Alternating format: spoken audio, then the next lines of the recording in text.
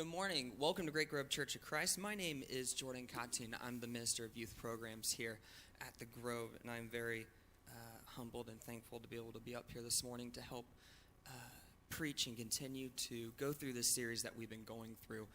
What's at the core? The core things that we believe as Christians are important in our lives. Bill and I have been spending hours every week and even before this series began trying to figure out what is important. What are some of the key things that we need to learn and to develop as Christians? And one of those this morning is technically 3 words: simplicity, silence, and solitude. Spiritual formation, very important things. But to discuss that, we need to start understanding our world today. And we live in a very fast-paced world, don't we? Very fast-paced world. Sometimes it's even hard to keep up and keep track of everything that's going on in today's world, especially in terms of technology. According to the Finance's online internet statistics that was gathered, there's about 4.4 billion online active users worldwide on the internet. To put that in perspective, that's about 58% of the world's population active at all times. The average online user spends about 6 hours and 42 minutes online daily. And to top it all off, 48% of those online users spend their browsing time on mobile devices. We are in a very active culture in terms of technology and communication. I remember when I was very little and I wanted to go to McDonald's, there was only 2 options that we had when going to McDonald's. Either walked in and you ordered and got your food, or you would go through the drive-thru, which at the time was very convenient. However, now there's more options than ever. You can walk into McDonald's and go up to a kiosk. A kiosk is a screen that big. It's a big touch screen. You just tap the order you want. You swipe the card there. You take the number. You go sit down. You don't have to talk to anybody. And they bring their food out to you. Or you can get on your smartphone and you can just order it from your phone, and then you can go pick it up. But now there's even a step further. Who's here heard of a thing called Uber? Uber, it's like a taxi service, except it's more self-employed version of it. And now they have this thing called Uber Eats. You can get on your phone and you can request someone to go get your food for you and then bring it to you. You don't even have to leave the comfort of your home to get your Big Mac. It's a wonderful world we live in. If you like Big Macs. And so, us as Christians, we're trying to figure out, how do we navigate this ever-changing and ever-expanding world? A world where technology is slowly becoming and integrating more and more into our daily lives. We see that even in here this morning with our screens and with projectors, even this tablet. We're finding ways of technologies entering our lives, and how do we work through that? How do we work through the chaos that is our modern day lives? And well, as I always say, if we're going to figure something out as troubles that we have in our lives, we need to go to Jesus, because Jesus will be able to help us out through any sort of our situations that we find ourselves in. And so we come to the beginning of Jesus' ministry is where I'd like to start this morning. In Luke chapter 5, if you would like to pull out your Bibles and lead in this with me, we see here in Luke chapter 5, verses 12 through 16, we see the beginning of Jesus' ministry. As we read, the text will be on the screen. While Jesus was in one of the towns, a man came along who was covered with leprosy. When he saw Jesus, he fell with his face to the ground and begged him, "Lord, if you are willing, you can make me clean." Jesus reached out his hand and touched the man. "I am willing," he said. "Be clean." And immediately the leprosy left him. Then Jesus ordered him, "Don't tell anyone, but go. Show yourself to the priests and offer the sacrifices that Moses commanded, for your cleansing is a testimony to them." Yet the news about him spread all the more, so that crowds of people came to hear him and to be healed of their sickness. And here comes what we want to focus on this morning. But Jesus often withdrew to lonely places and prayed. as we read this, it's very interesting because Jesus, we're at the beginning of his ministry. He just performed an amazing miracle. The crowds are coming in. Jesus, the Son of God, is just warming up. But then he retreats. He retreats so he can have alone time, so he can pray to the Father. To understand why he did this, we need to look back at a verse we've kind of covered already in this series. It's in Matthew chapter 6, verse 6. I know I'm making you guys go all over the Bible today, aren't I? As we can read here, it says, "But when you pray, go into your room, close the door, and pray to your Father who is unseen. Then your Father, who sees what is done in secret, will reward you." Now, Matthew chapter 6, verse 6, we see that Jesus is at the Sermon on the Mount. He's about to, give us the prayer that we've gone over a few weeks ago. And he is helping teach us how we can communicate with God more. And that's where we begin with simplicity. We need to help isolate ourselves. We need to clear out this clutter that we have. Do you guys ever remember trying to make a phone call in a crowded room? Maybe at a basketball or football game. Track, cutting in and out. It's hard because you can't hear the person on the other end because there's so much noise around you. I'm a bit of a tech head. I love looking at technology and seeing how it's evolving. And one of the crazy things that are happening with headphones is this thing called active noise cancellation. For those who don't know what that means, what they use microphones in the headset, and they make anything that comes in through the outside world and makes it quiet. So the only thing you hear with your headphones is just the music, and you can't hear anything that's going on in the world around you. We're trying to figure out ways to help block the outside world around us. Stephen Furtick, who is the lead pastor as well as one of the founders of Elevation Church, he is also an author. He wrote a book that I read over the summer. It's called Crash the Chatterbox. It's an amazing book. I highly recommend it, but it definitely fits what we're talking about this morning. Because this morning, we're trying to find ways to clear that clutter. And that's what Stephen Furtick talks about. The chatterbox, as he calls it, is the things that distract you from listening to God. And that's interesting, especially on my end. It gets a little personal in a sense because growing up, I was diagnosed with ADHD. And now some of you are probably going, well, now that makes sense.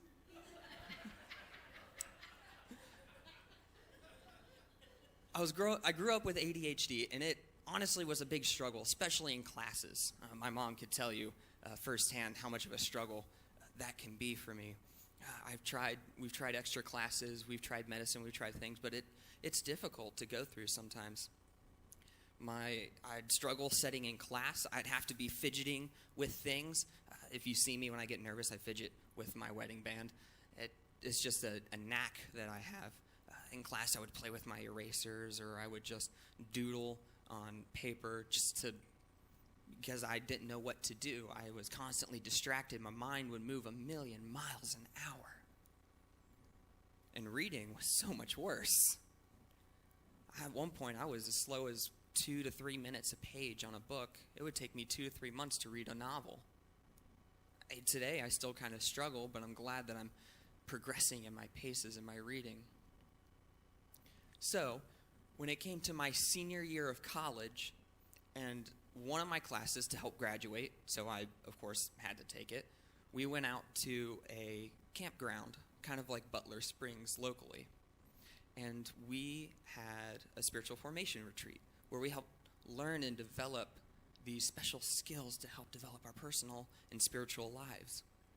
And of course, we talked about what we're talking about this morning, the 3 S's: simplicity, silence, and solitude.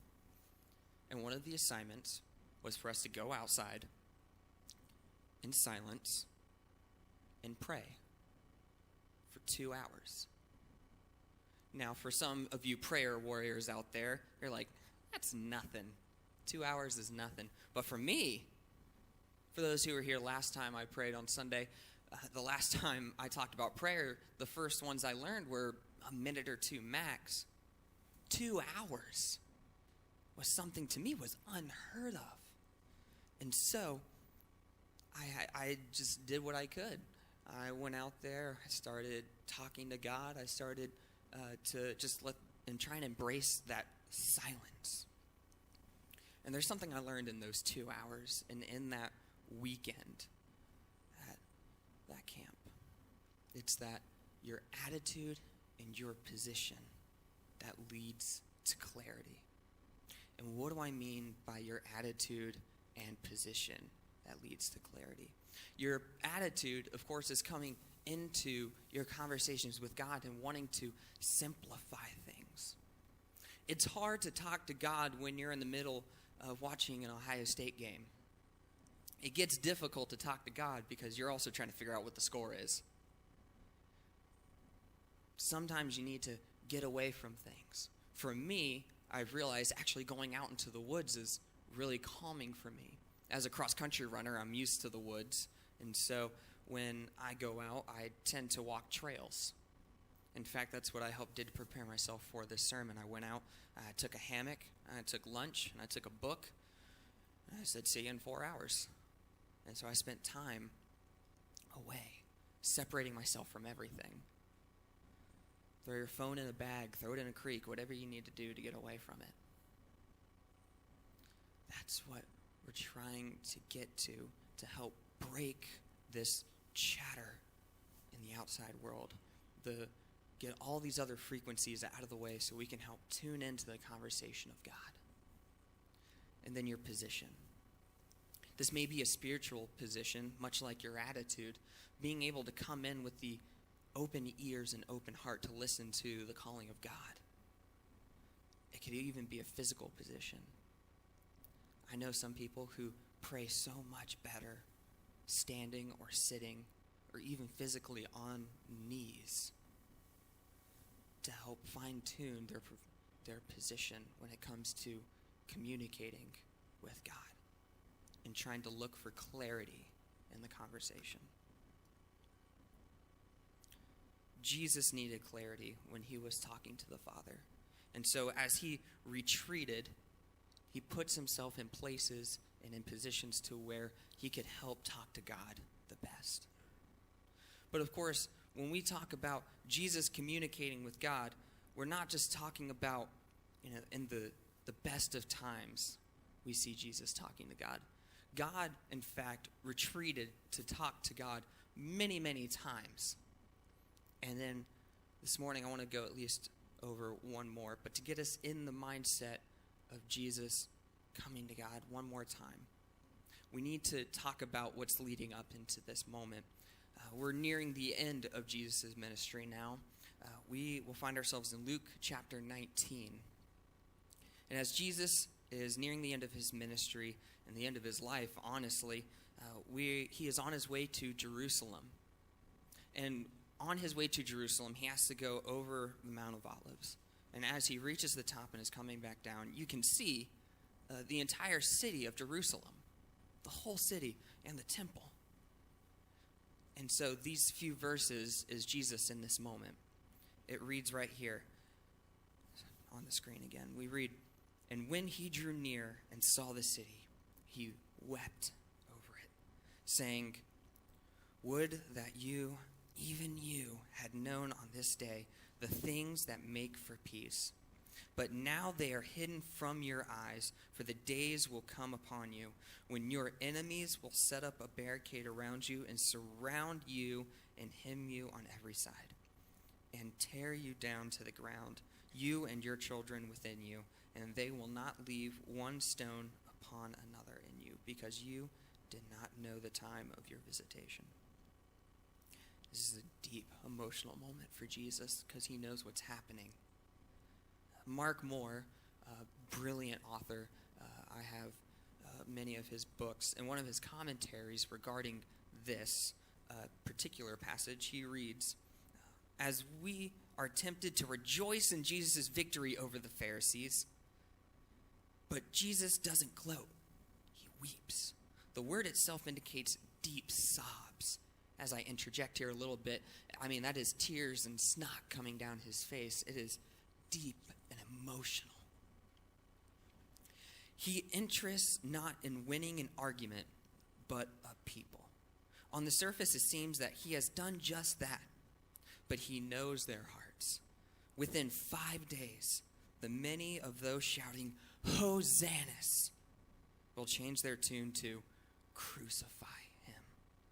As he stands in the city, perhaps looking directly into the temple courts, he pleads for her peace. Not a political peace at the end of a bloody uprising, but a peace with their God. Jesus was entering the most difficult and challenging part of his life. And on the final night, that night where Judas betrays him, the final night that he probably has with all of his disciples together, we read in Mark 14, we read one of the big moments in Jesus' life. A moment where your attitude and position comes together and leads to clarity. We read here in Mark 14, it goes, going a little further, he fell to the ground and prayed that if possible the hour might pass from him. Abba, Father, he said, everything is possible for you. Take this cup from me, yet not what I will, but your will. Even in the chaos of knowing his death is upon him, of seeing his disciples not fully understanding the gravity of the situation that's happening, the importance of these next few days, of knowing that one of his closest friends is about to trade in his freedom for silver. Jesus, in a lot of the sense, was alone. But in reality, he wasn't. Putting himself in the right position, in the right attitude, he talks to God. In the best of times when he's healing, and in the worst of times when he's about to be crucified. He retreats. He simplifies the things around him. He silences the world. He puts himself in solitude and he talks to God. It's your attitude and position that leads to clarity. Jesus was someone who really knew how to talk to God as being the Son of God. And now it's our turn to figure out the best way for us to do this. I don't know the last time you tried to talk to God. I don't know how much time you've spent trying to bring yourself into a position that best leads to talking with God. It took me many years to figure out when to best do this. My challenge to you this morning, if anything else, find time. Find time to talk to God. When you try to talk to God when it's convenient for you, you're going to struggle talking to him. Trying to find time is difficult because excuses come into play and the chatterbox just gets louder. You need to find a way to silence the world, to bring everything to a still